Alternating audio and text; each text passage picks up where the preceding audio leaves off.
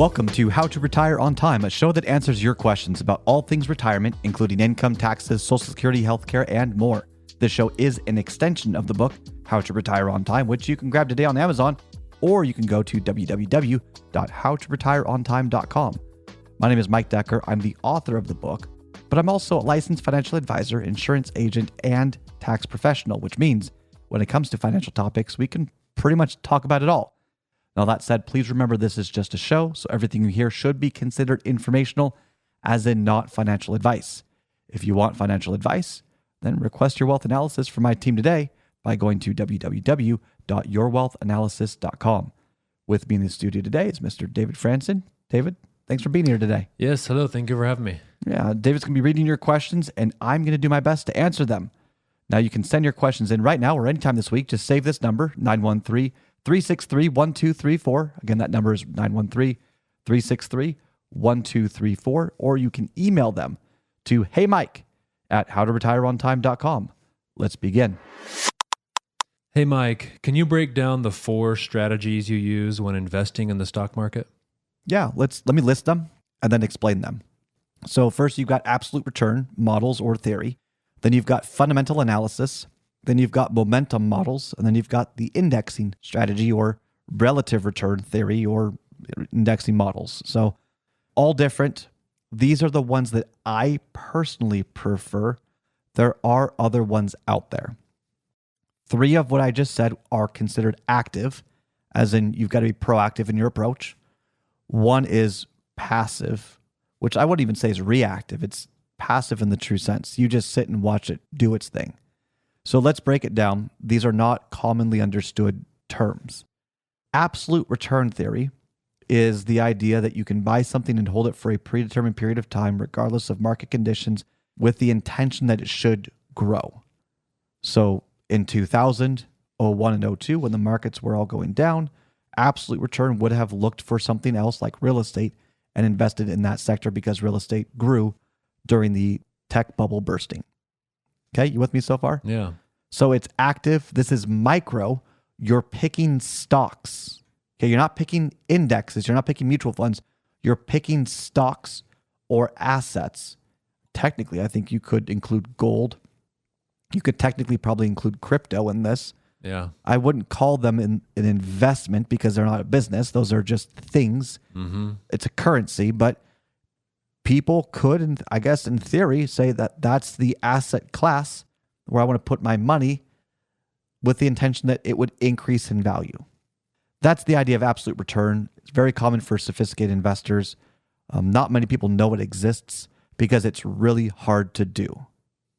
And just to reiterate, it's active, it's micro, so you're doing stocks specifically, and there's a predetermined time frame to which you will hold that position. Why am I so adamant on articulating that? Because the next one is fundamental analysis, which also is active. You're proactively looking for the next deal. It is micro because you're looking at very specific investments or companies specifically that you believe are undervalued. So let's say company XYZ is currently valued at $50 and you believe it should be at 70. So this is where you buy in with an undetermined time frame you will hold it. You're going to hold it until it reaches the value you believe it deserves. So basically, where absolute return has a predetermined time frame, fundamental analysis, how I define it, and I know all the financial professionals out there are probably just ridiculing, oh, what does he know about this? I'm giving a very basic definition here. But it's a predetermined price. You're looking to hold it until it gets to the value you believe it's worth. And then the market's caught up. You can sell it and move on to the next deal. Just understand that when you need a good deal bad, there's a good chance that you'll make a bad deal. So you don't want to be greedy and say, I need to buy something.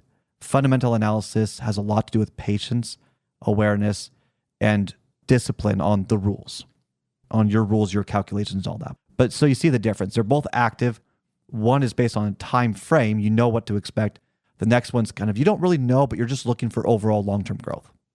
Michael Burry is a fundamental analysis as I've seen him work. He finds undervalued positions and then holds them. Michael Burry is the guy from The Big Short, if you're unfamiliar. Thought I'd recognize that name. Yeah. So then you have momentum models. Now, momentum moves into the macro category or the larger group of investments. So it's active. Think like ETFs. Okay. They have a bunch of positions, whether it's equities or bonds in those positions or whatever it is. And what you're looking for is, where is money growing? Okay. And you're looking to capture the already existing momentum. So you can think of like sector rotations. You can think of rotating between large cap or small cap or mid cap or emerging markets. Those are different ways to categorize large macro groups of investments. That's the idea, is you're looking to where is the movement. And a great analogy for momentum models in my mind is, you're going to ignore the waves at the beach, but you're trying to buy based on the tide. Is the tide coming in or going out? It's not a smooth ride. It's just, hey, I think this sector or this group has good momentum. I'm going to buy a large portion of it in a diversified but concentrated standpoint and then let it grow. Knowing that sectors will grow, they'll go backwards, they can go any which way, okay? You're just looking to move towards momentum. There are other ways that you can do momentum investing. How I'm defining it, how I like it, is from a macro standpoint. Did I explain that okay? I think so, yeah. You're basically comparing large groups of possibilities. Then you've got indexing. Indexing is probably the most popular because it's the easiest one to do. Anyone who has money, even like a couple of bucks, you can open an account and you could buy SPY or VOO, and now you've bought the S&P 500 in some sense. You haven't actually bought it. It's just these are ETFs that are intended to mimic that return. They're supposed to offer you a relative return to this index. Okay. The reason why I like passive is because sometimes the trends, the momentum will fake you out. Sometimes the absolute return models or the micro of what you thought didn't work out. Something happens.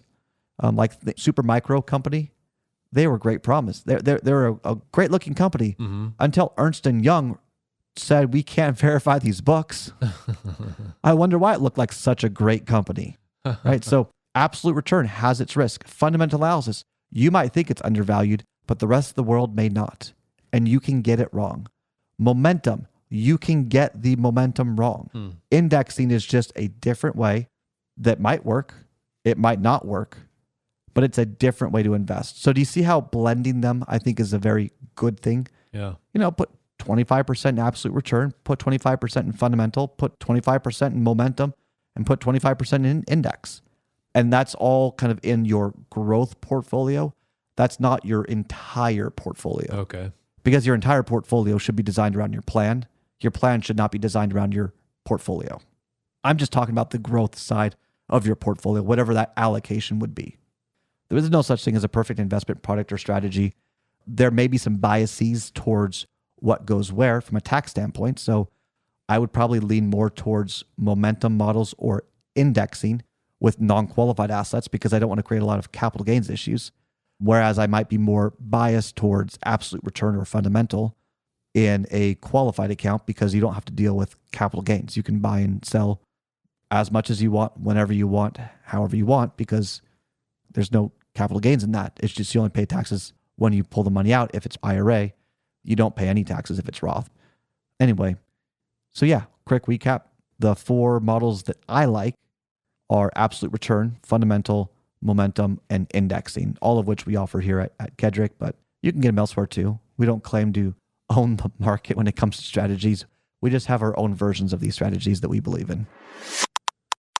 That's all the time we've got for the show today. If you enjoyed the show, consider subscribing to it wherever you get your podcasts. Just search for How to Retire on Time. Discover if your portfolio is built to weather flat market cycles or if you're missing tax minimization opportunities that you may not even know exist. Explore strategies that may be able to help you lower your overall risk while potentially increasing your overall growth and lifestyle flexibility. This is not your ordinary financial analysis. Learn more about Your Wealth Analysis and what it could do for you regardless of your age, asset, or target retirement date. Go to www.yourwealthanalysis.com today to learn more and get started.